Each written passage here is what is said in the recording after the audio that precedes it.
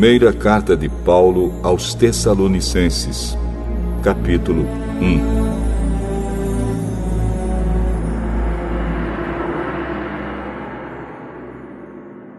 Eu, Paulo, e Silas e Timóteo, escrevemos esta carta aos irmãos da igreja da cidade de Tessalônica, a vocês que estão unidos com Deus, o Pai, e com o Senhor Jesus Cristo. Que a graça e a paz estejam com vocês. Nas nossas orações, sempre damos graças a Deus por todos vocês, e nunca deixamos de pedir em favor de vocês. Pois lembramos, na presença do nosso Deus e Pai, como vocês puseram em prática a sua fé, como o amor de vocês os fez trabalhar tanto, e como é firme a esperança que vocês têm no nosso Senhor Jesus Cristo. Irmãos, sabemos que Deus os ama e os escolheu para serem dele. Pois temos anunciado o Evangelho a vocês, não somente com palavras, mas também com poder, com o Espírito Santo. E com a certeza de que esta mensagem é a verdade. Vocês sabem de que maneira nos comportamos no meio de vocês, para o próprio bem de vocês. E vocês seguiram o nosso exemplo e o exemplo do Senhor Jesus. Embora tenham sofrido muito, vocês receberam a mensagem com aquela alegria que vem do Espírito Santo.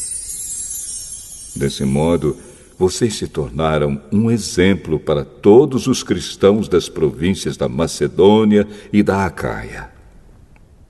Pois a mensagem a respeito do Senhor partiu de vocês e se espalhou pela Macedônia e pela Acaia. E as notícias sobre a fé que vocês têm em Deus chegaram a todos os lugares. Portanto, sobre isso não é preciso falarmos mais nada. Todas as pessoas desses lugares falam da nossa visita a vocês e contam como nos receberam bem e como vocês deixaram os ídolos para seguir e servir ao Deus vivo e verdadeiro. Elas contam também como vocês estão esperando que Jesus, o Filho de Deus, a quem Deus ressuscitou, volte do céu. Esse Jesus que nos salva do castigo divino que está para vir.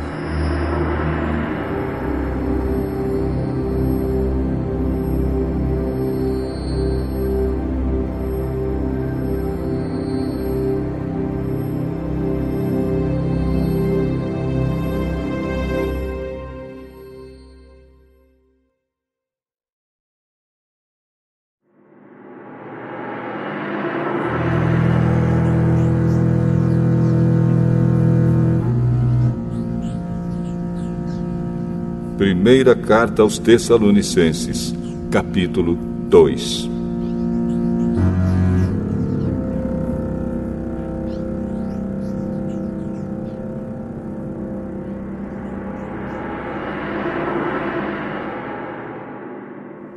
Vocês sabem muito bem, irmãos, que a nossa visita não ficou sem proveito.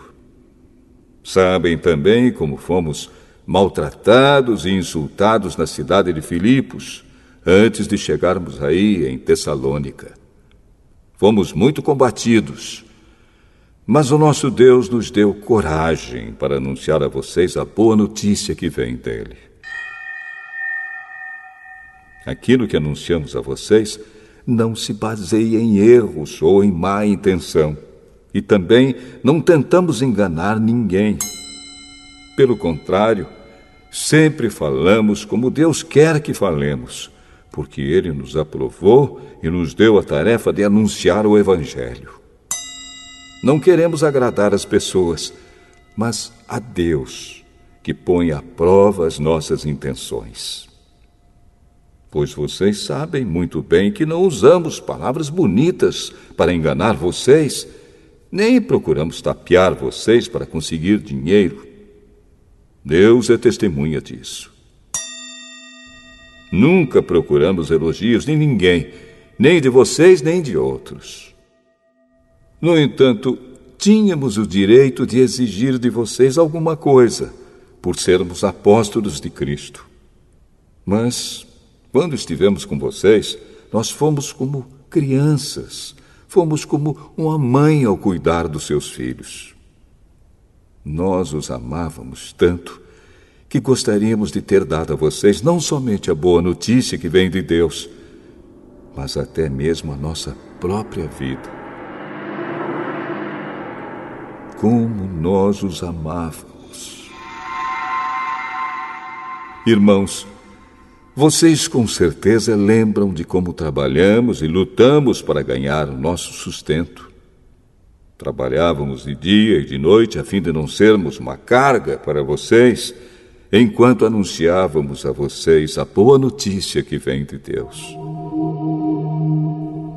Vocês são nossas testemunhas, e Deus também, de que o nosso comportamento entre vocês que creram foi limpo, correto e sem nenhuma falha. Vocês sabem que tratamos cada um como um pai trata os seus filhos. Nós os animamos e aconselhamos para que vocês vivessem de uma maneira que agrade a Deus, que os chama para terem parte no seu reino e na sua glória. E existe outra razão pela qual sempre damos graças a Deus. Quando levamos a vocês a mensagem de Deus, vocês a ouviram e aceitaram. Não a aceitaram como uma mensagem que vem de pessoas, mas como a mensagem que vem de Deus, o que de fato ela é. Pois Deus está agindo em vocês, os que creem. Meus irmãos, o que aconteceu com vocês já havia acontecido também com as igrejas de Deus na Judéia, com o povo dali que pertence a Cristo Jesus. Vocês foram perseguidos pelos seus próprios patrícios, do mesmo modo que os cristãos da Judéia foram perseguidos pelos judeus. Foram os judeus que mataram o Senhor Jesus e os profetas e também nos perseguiram. Eles desagradam a Deus e são inimigos de todos. Tentam até nos impedir de anunciarmos a mensagem de salvação aos não-judeus. Com isso, eles completam o total dos pecados que eles têm cometido. Mas agora o castigo de Deus caiu finalmente sobre eles. Irmãos, nós tivemos de nos separar de vocês por algum tempo. Estamos longe dos olhos, mas perto do coração. Sentimos muitas saudades de vocês e gostaríamos de vê-los outra vez. Por isso quisemos ir até aí e fazer uma visita a vocês. Pelo menos eu, Paulo, quis fazer isso mais uma vez, mas Satanás não nos deixou. Afinal, quando nosso Senhor Jesus vier, vocês e ninguém mais são de modo todo especial a nossa esperança, a nossa alegria e o nosso motivo de satisfação diante dele pela nossa vitória. Sim, vocês são o nosso orgulho e a nossa alegria.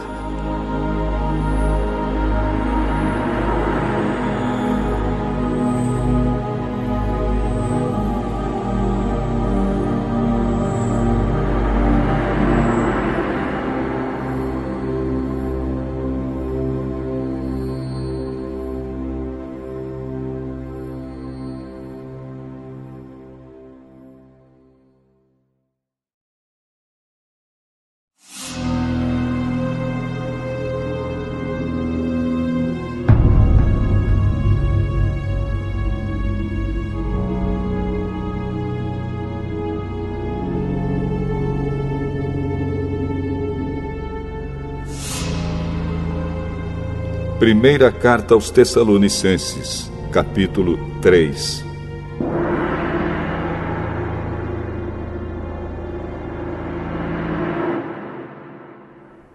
Então não pudemos aguentar mais sem ter notícias de vocês.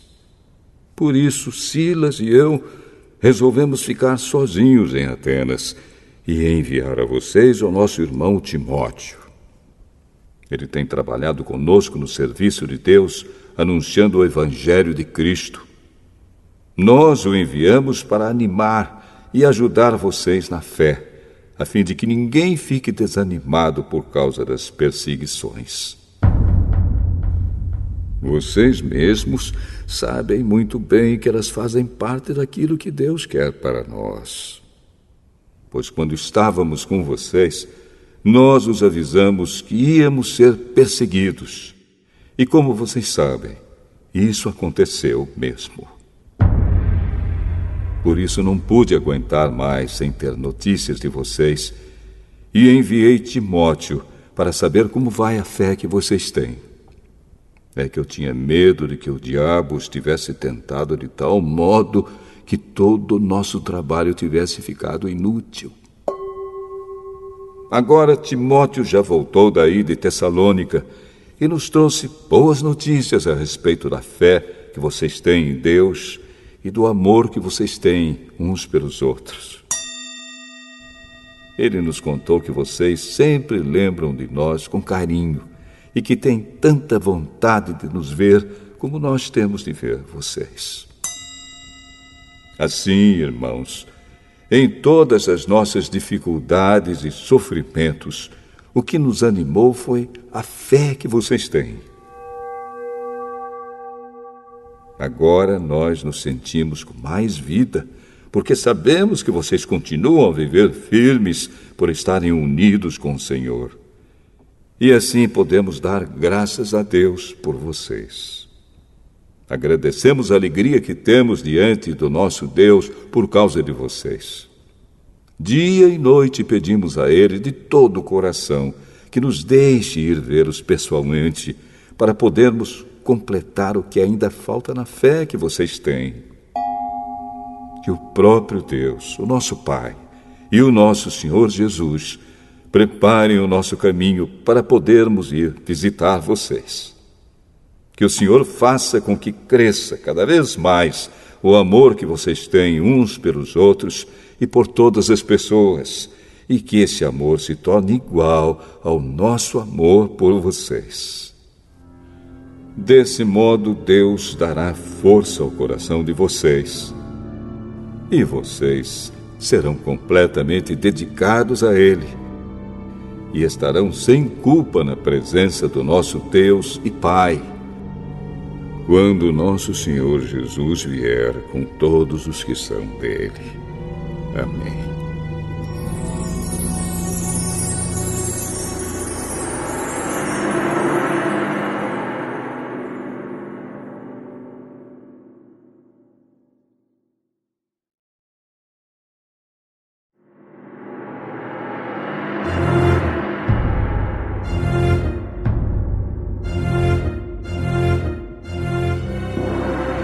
Primeira carta aos Tessalonicenses, capítulo 4.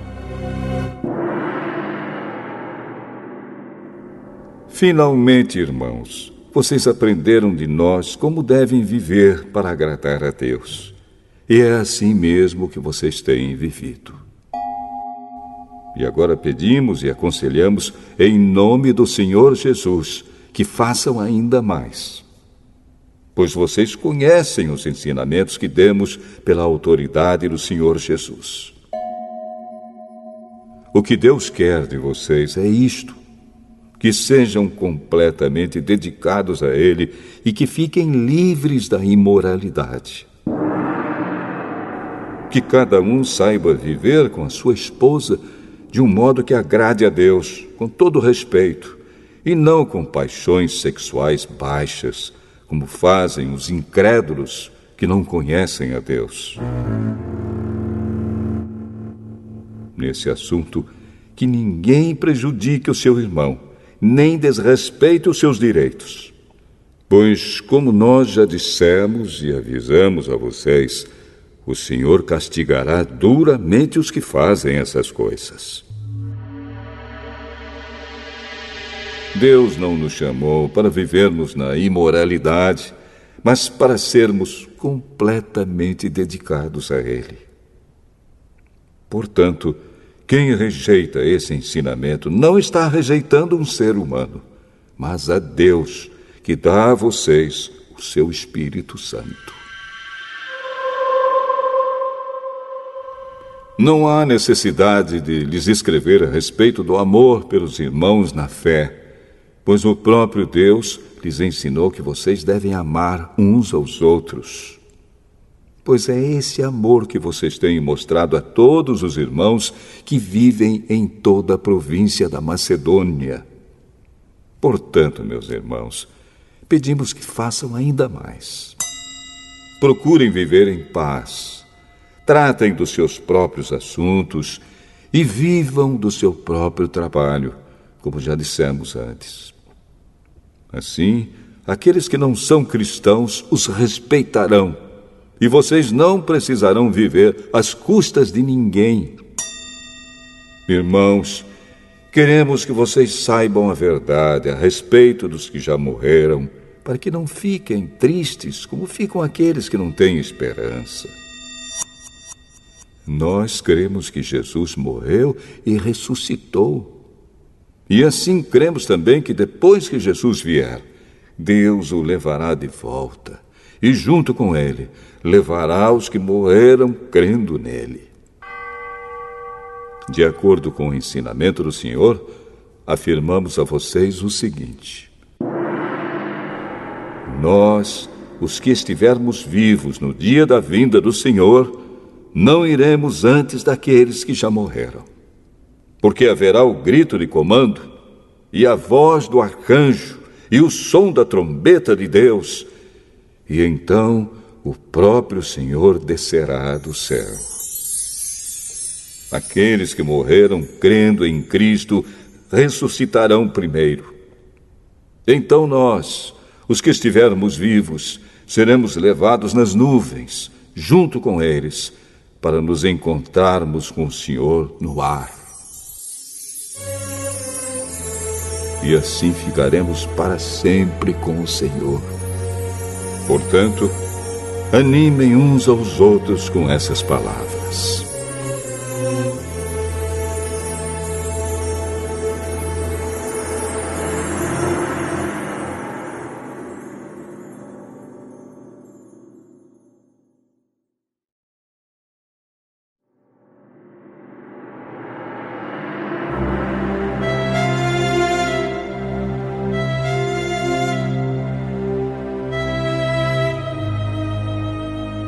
Primeira Carta aos Tessalonicenses, capítulo 5.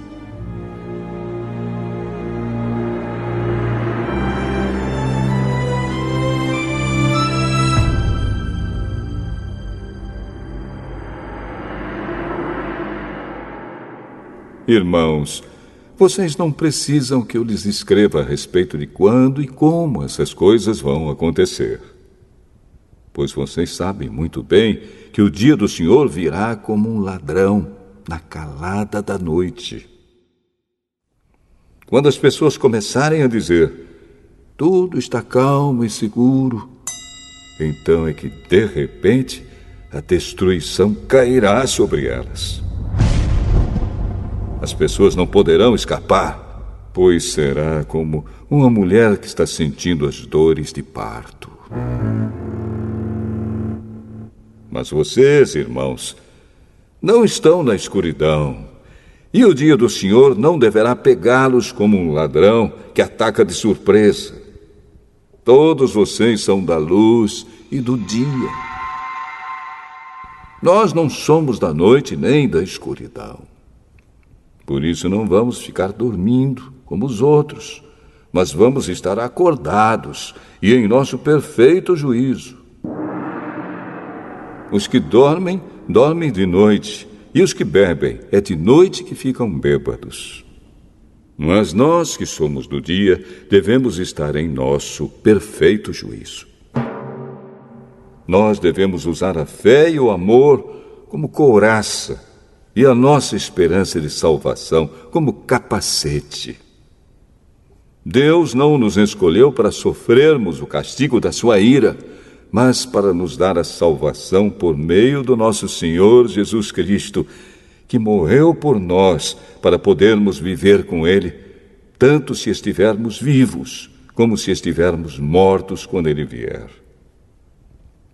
Portanto, animem e ajudem uns aos outros, como vocês têm feito até agora.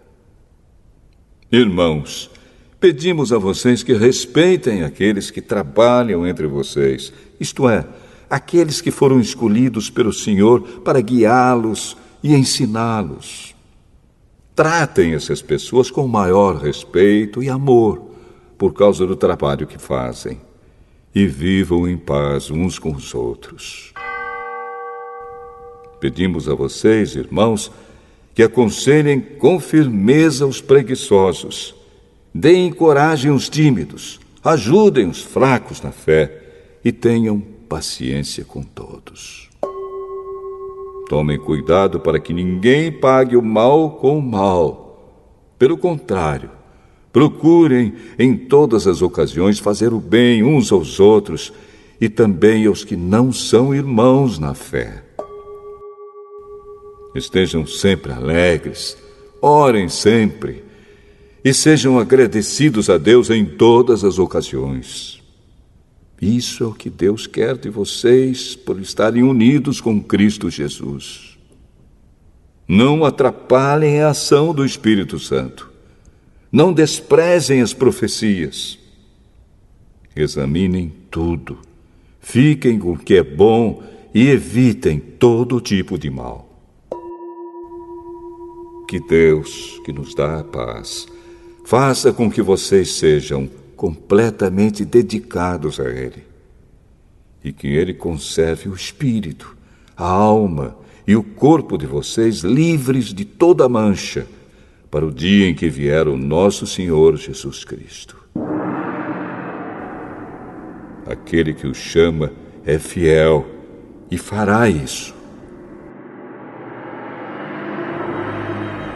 Irmãos, lembrem de nós nas suas orações.